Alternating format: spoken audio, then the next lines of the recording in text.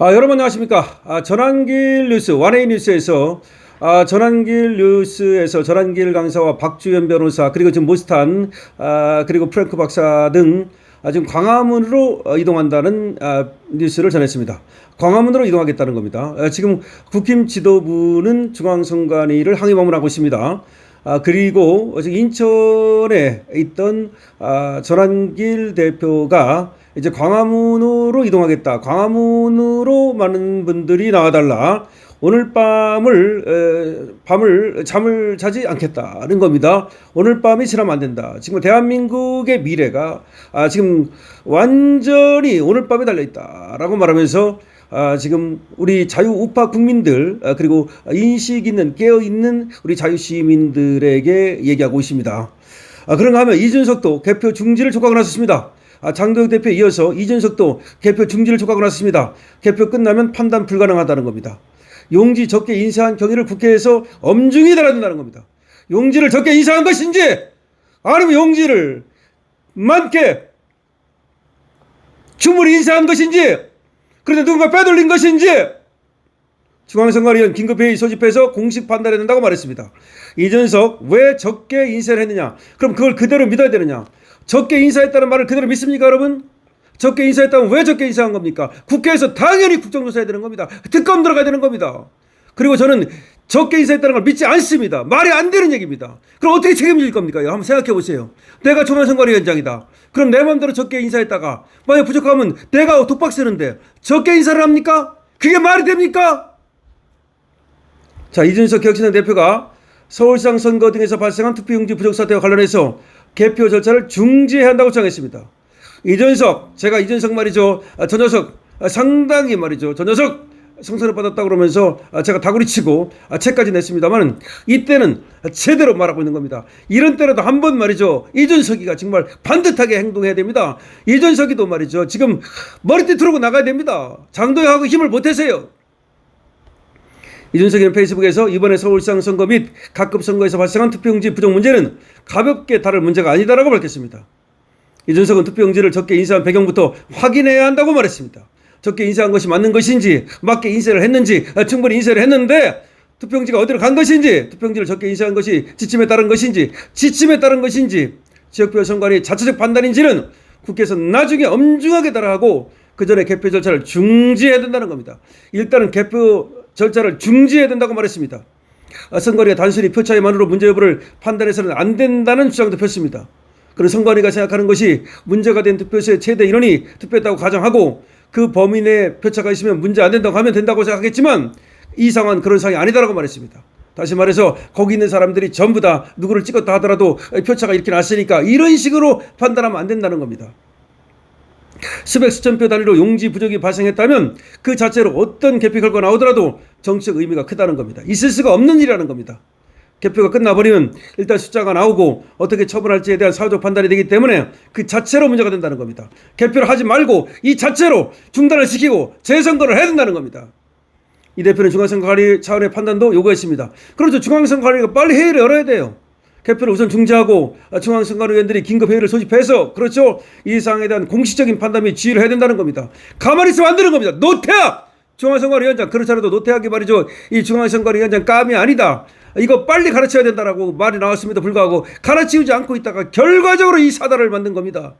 지역선관위 등이 이런 것에 대해서 판단해서 진행하면 안 된다. 지역선관위에서 해야 될 일이 아니고 빨리 중앙선관위에서 회의를 열어가지고 노태학부터 시작해가지고 이 사태를 어떻게 될 것인지 지금 빨리 개표를 중단해야 된다는 겁니다.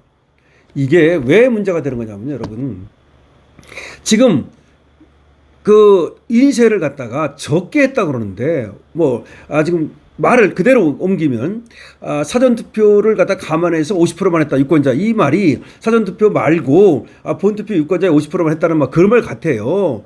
그런데 50%가 뭡니까 이게 도대체가 100%를 하는 게 맞는 거고 아니라 하더라도 80% 90%는 해야죠. 그렇게 되면 믿을 수 없다는 거예요. 6.25 때도 투표용지가 부족한 적이 없다는 거예요.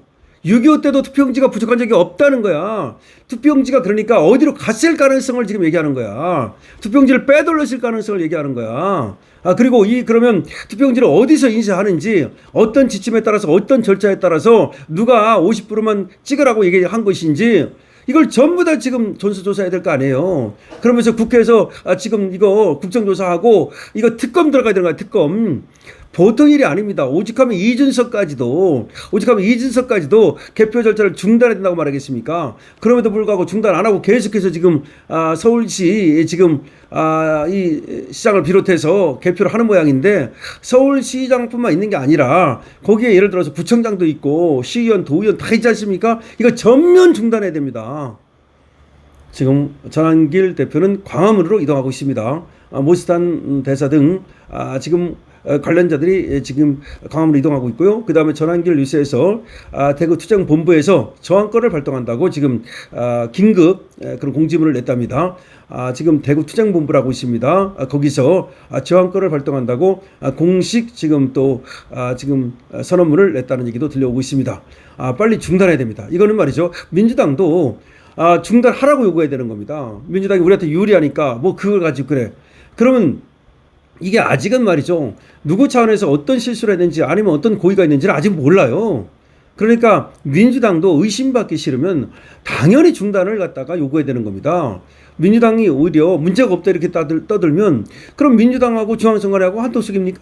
아니, 중앙선관위가 잘못해가지고 지금 난리가 났는데 민주당도 일단 그럼 중단해라. 일단 개표를 중단하고 지금 중앙선관위에서 어떻게 할지를 갖다가 결정을 해서 그렇게 하라. 그러면 우리가 그거에 대해서 그걸 받아들일지 안 받아들일지를 우리가 결정하겠다. 또 국힘은 국힘대로 그렇게 해가지고 나중에 법원으로 가면 법원으로 가든지 뭐 하는 거고, 일단은 중단을 요구하고 그리고 나서 중단을 하고 그다음에 법원의 어떤 그 처분을 기다려보고, 그다음에 국힘은 빨리 이 중지 가처분 신청을 해야 돼요. 빨리 이 지금 뭐냐면 개표 중지 가처분 신청을 하라고 빨리. 근데 뭐 내일 새벽이면 다 깔 텐데, 아니에요. 지금이라도 해가지고서 개표 중지 가처분 신청을 내고 그렇게 해서 법원으로 가져가고 국민들한테 지금 분명한 입장을 보여야 돼요.